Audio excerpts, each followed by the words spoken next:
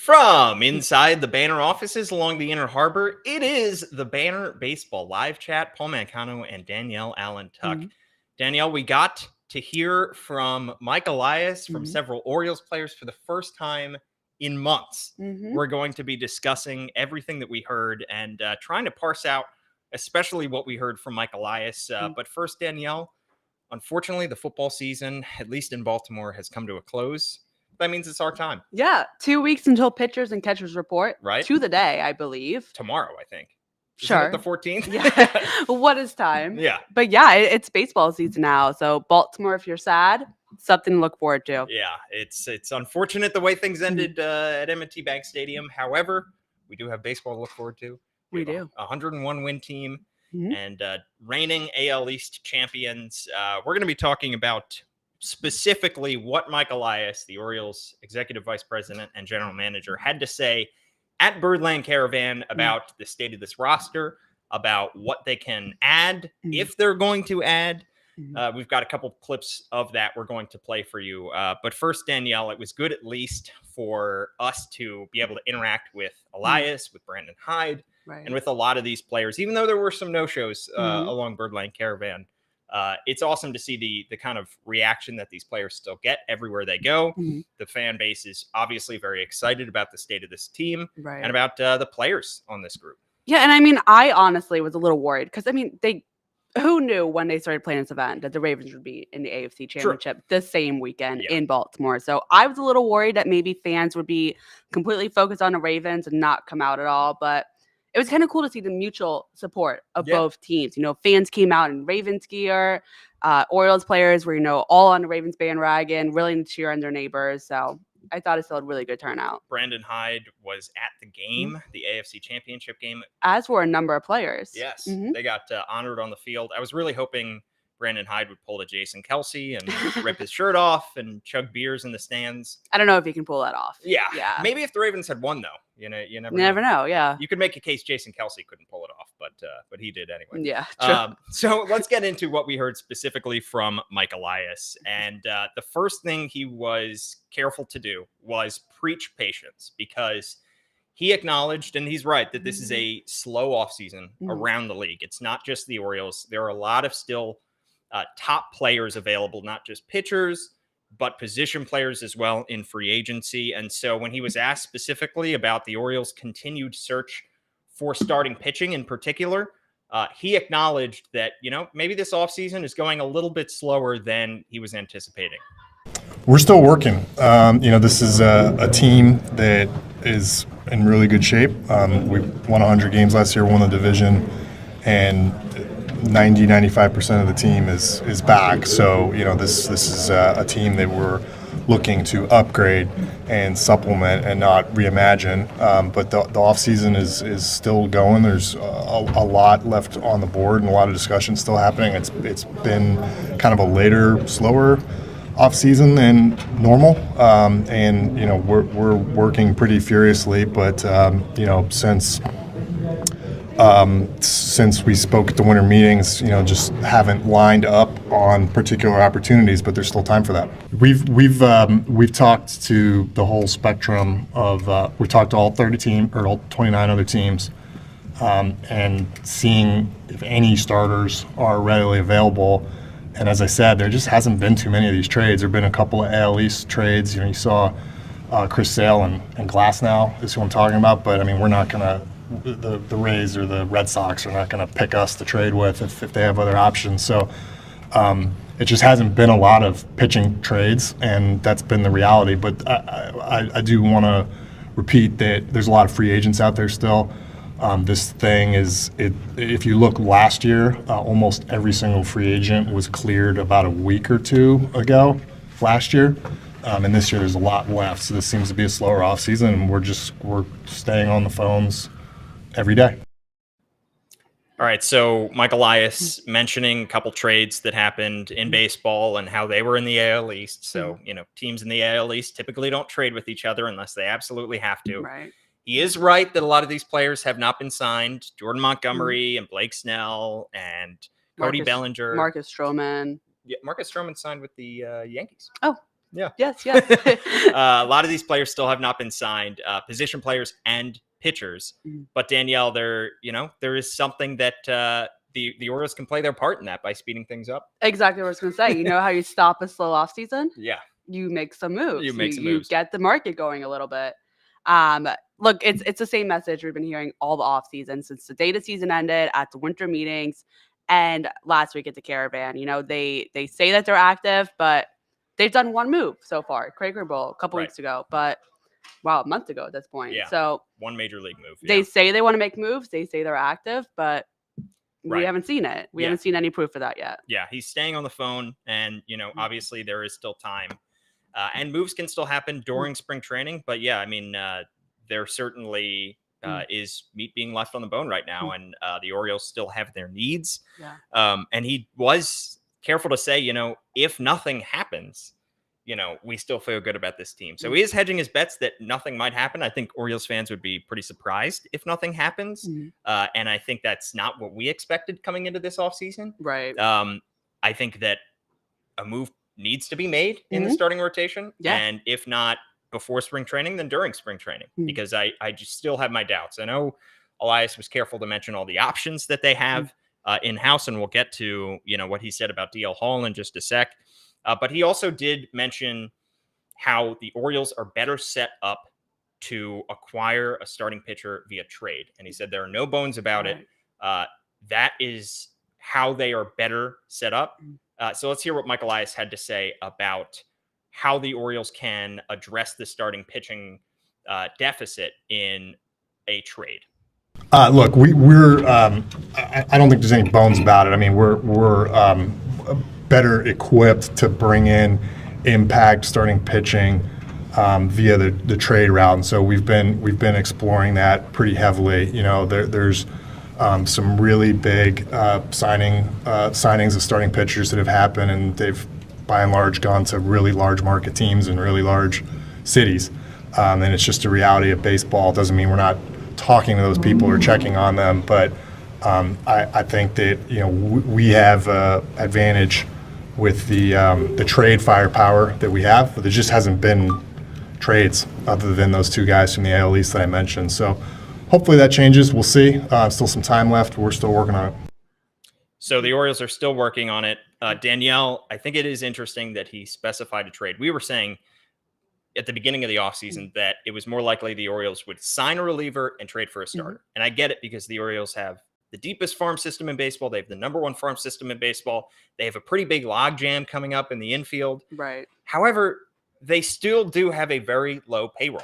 And so I think it's a little dismissive of the free agent market and of that route to say that the Orioles are better set up for a trade. He did say, they can still sign somebody in free agency, but I'd make the case the Orioles are just as set up for free agency as they are for a trade.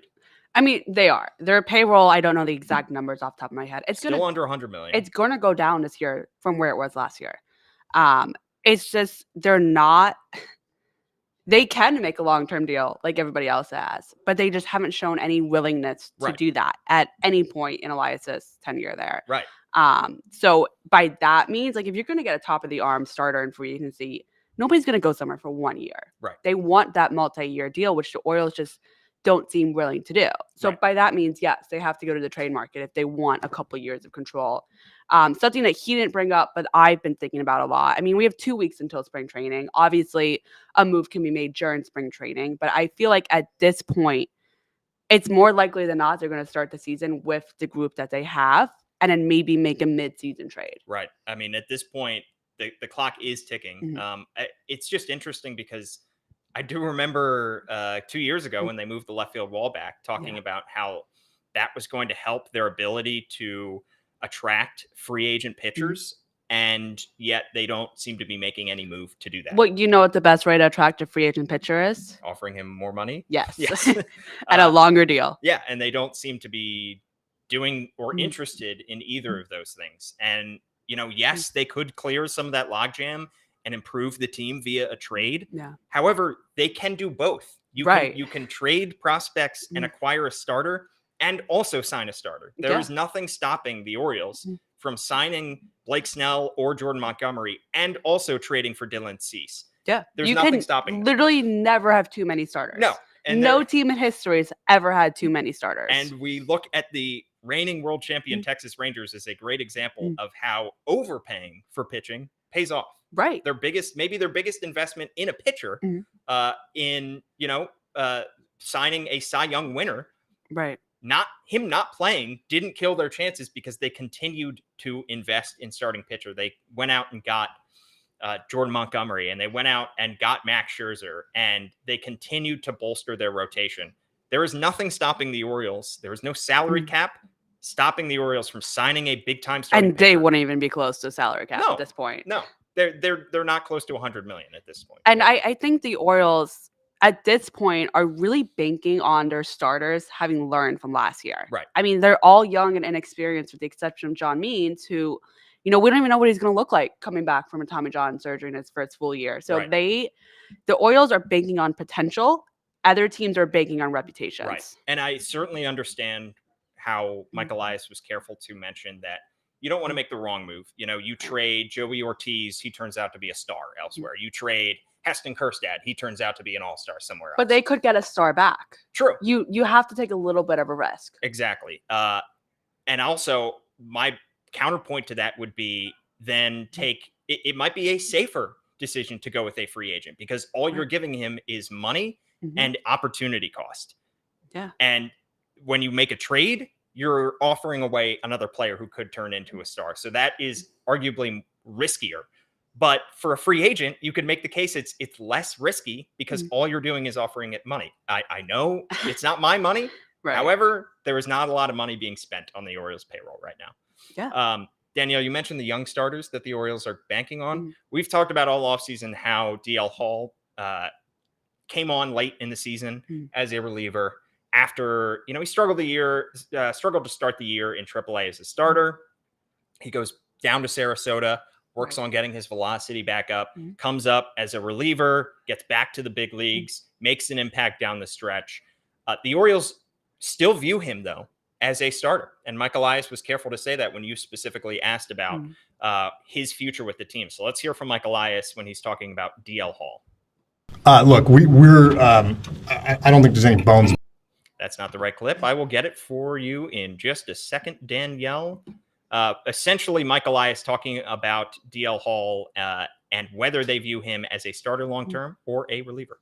It's the number goes beyond 6, especially if you start counting guys. Hall ended the year in the bullpen. I think it's TBD what he does. I think it's a good possibility that he saw a lot of really good success last year in the bullpen, and perhaps depending on how spring training goes, we keep him there, slowly stretch him out over the next year or so. It's also possible that we make the move to just stretch him out right away. It's something that we've been talking about with him in his camp, but he's in a good spot right now, and he's somebody that long-term we view as a starting pitcher. And the rest of the returning rotation, Bradish, Grayson, Kramer, full season of Means, Cole Irvin, Wells, we've got good options, but like I said, there's always room for more pitchers. Every team is looking for more pitchers. The Dodgers keep signing pitchers, so it's just something that everybody's on the prowl for, which makes it tough. But we're no exception to that, and we'll take more if we can get the right guys in the right deals. So DL Hall is going to be entering his age 25 season. He has not proven to be a big league starter yet. Right. But it is interesting that Elias said we still view him long-term as a starter. Yeah, I mean, my interpretation of that was that DL Hall is entering probably more likely to be penciled in the bullpen than the rotation, but not ruling out him being a starter later. And my interpretation of Tyler Wells was that he's entering as a starter and could be in the bullpen if things don't go well. I mean, I think both of them thrived in the bullpen last year. And obviously we saw Tyler Wells have success in rotation the first half of the season. Right. But my concern for Wells is longevity. I think Hall, just the way he profiles right now, fits better in the bullpen. But at this point, it's all dependent on, are they going to add another starter? Right. Because if they add another starter, then they are both in the bullpen in my estimates. Yeah. So it could be a domino effect. I mean, You add a starter to that rotation. You bump Tyler Wells to the bullpen. Right. Maybe that takes up somebody else's spot, like somebody who's fighting for a roster spot, like Mike Baumann, Right. or somebody on the very fringes. But what they do with DL, I think, is going to be fascinating because if they make that decision to keep him as a reliever the entire season, it's tough to then build him up as a starter without kicking him back down to Norfolk. Yeah, you really can't do it in season. Right. In the majors. It's very, very difficult. I mean, you can phase him as a long reliever, but the problem with being, profiled as a long reliever is you really only go into the game if you're way ahead or way behind. Right. For the most part, unless the starter has a really bad inning. Yeah. But it's even then, it's so unpredictable when you're going to go. Starters are so routine. Every 5 days they're going out there, but they have the in-between bullpen days where every day has a different assignment to keep them healthy. If you go in as a long reliever, regular reliever, you don't have that. Yeah. So, you probably can't do more than 20 to 4 pitches every couple of days. So yeah, and I'd make the case that DL Hall doesn't really fit the profile of a long reliever. No, I agree. Yeah. His stuff is so good. His fastball is excellent. That you really would be kind of wasting him if you use him in mop-up duty. Exactly, yeah. I mean, I think, for better or for worse, no offense to Cole Irvin, he's much better profiled as a long reliever guy. Certainly. He is your fill-in starter, the guy that you just need somebody to eat up innings. Yeah. That's the role that Cole should play on his team, not DL. Yeah, and it's a valuable role, but DL Hall certainly has the better stuff at this point, and he has the higher ceiling considering his age. Him as a starter last year in the minor leagues, 4.46 ERA. The walks continue to be an issue for DL Hall. 5.7 walks per 9 as a starter. And he just could not get out of the third or fourth inning because his pitch count was so elevated. He was getting a lot of traffic on the base paths. The question is, are they willing to kick him back down to Norfolk to start the year and say, let's give it one more shot at him being a starter, or just cut their losses and say, you're going to be an excellent high leverage reliever? And I don't even think that's cutting their losses to say he's going to be a reliever. I mean, I could see him as a closer in a couple of years if he keeps going down this path. And that's an extremely valuable role. Yeah. I mean, there's a scenario. If they hadn't signed Craig Kimbrell, there was a scenario, I think, where you could, see his path to being the closer on this 2024 team. One guy I want to talk about that transitions nicely. The Orioles have mentioned, and Mike Elias did mention, that they could still acquire a reliever either via trade or via free agency. They have the closer in Craig Kimbrell, 1 year, $13 million for him. But one guy that we thought the Orioles might have interest in, Hector Neris, who is up there in terms of years. He's going to be 35 this year. He signed a 1 year, $9 million deal with the Cubs that also has a $9 million team option for 2025 that converts to a player option if he pitches in 60 or more games. Now, he's pitched in at least 70 games each of the last 3 seasons. So there is a good chance that he hits that threshold and he gets to control his future for 2025. But he was excellent last year, Danielle. Yeah. And that is a very affordable contract. Yeah. I mean, it's less than the Orioles paid for Craig. So, it's something that they could have done. And, I'm always the preacher where you can never have too much pitching. Yes, you have some solid options you can pull from, but why not add another solid option at a price point that is super affordable? I mean, for a high-quality arm, I don't know if you could get away with paying less for somebody nowadays. Yeah, 1.71 ERA last year, over 10 strikeouts per 9 for Hector Neris on the Houston Astros. And yes, they already paid their closer, but who's to say they can't pay an eighth inning guy? Right. He's a righty, help out Yennier Cano, so it's not all incumbent on Cano as the setup man. Right, and you don't want to. I mean, Cano pitched so many innings last year. I don't have the number at the top of my head, but he had fatigue at the end of the year. Yeah. So anything you can do to help out your top guys, I mean, just the ripple effect, Right. So Cano goes in the 8th innings and maybe Perez in the 7th, and just pushing somebody down so that you have more fresh arms. You can never have too many good arms. Yeah, and think about a scenario where the Orioles are playing 3 close games and they use Craig Kim, 3 games in 3 days. We saw this a lot last year. They used their closer. Back then it was Felix Bautista. This year it'll be Craig Kimbrell in games 1 and 2 in order to close out games. Yeah. Then you suddenly don't have him available. And that's when you have to worry about them. Yeah. Exactly. And then you're relying on Yennier Cano, who might have been used in the 8th inning the last 2 days. Right. So, and God forbid one of these guys goes down. So I think, maybe it's not Neris. Maybe there is another deal that the Orioles can make and that they plan to make in the bullpen. But I certainly would like to see them add some depth to that bullpen just because of where they are right now. Yeah, and we've discussed this before. They have so many good prospects, but if we're talking strictly pitching prospects, Yeah. the number goes down a lot. I Right. mean, they're stacked on the infield. They've got the good outfield prospects. They have, the good catchers coming up. But they have like 2 pitching prospects. I think they're top 20, and both of them right now are profiling as starters. Right. And I would imagine they would want to probably keep them as starters. So, Yeah. if they are going to need help this season, they're going to have to go get it somewhere. Right. Yeah, Chase McDermott, Cade Povich, and Seth Johnson, who the Orioles still have high hopes for. I think all 3 of those guys, right now do profile as starters. Right. Maybe there's a chance they move them to the bullpen, and if they're in a pennant race in August and September, they'll call on one of those guys. But as of right now, they could certainly add some depth to the bullpen. Yeah. We're not writing off the Orioles offseason. There are still moves that could be made. And, we're not saying that the Orioles aren't going to make those moves. We have to give them the benefit of the doubt, and we can't give this offseason a complete grade or a complete evaluation until the offseason is complete. But there are some moves yet to be made, and there are some moves that I think the Orioles should make from here on out. I agree. I mean, they still have time. I don't know. I think everybody assumes the offseason ends when spring training starts. Right. But, we see some of the most important moves being made during spring training. I mean, last year, Danny Coulomb got added, mid-March, end of March? Very end of spring training. Very close to opening day, and ended up being one of their top contributors last year. Right. So you never know what will happen. It's not flashy, but the Orioles do love their Ryer pickups. Yep. And they have had really, really good success with them. Jacob Webb was one last year as well. Right. So there are still options out there, especially as, teams get down to crunch time and, they're narrowing down the roster and letting guys go. Exactly. And we'll have full coverage for you on the BaltimoreBanner.com. $1 for 6 months. You can subscribe to read Danielle's work, to read Andy Koska's work, to read Kyle Goon's work, to read Paul's work. Thank you, Danielle. All that and so much more on the BaltimoreBanner.com. And of course, follow us on Twitter. Danielle is at @D_Allentuck. I am at Paul Mancano and also at All Banner Sports. We've got you covered. It is baseball season from here on out, and we are ready for it.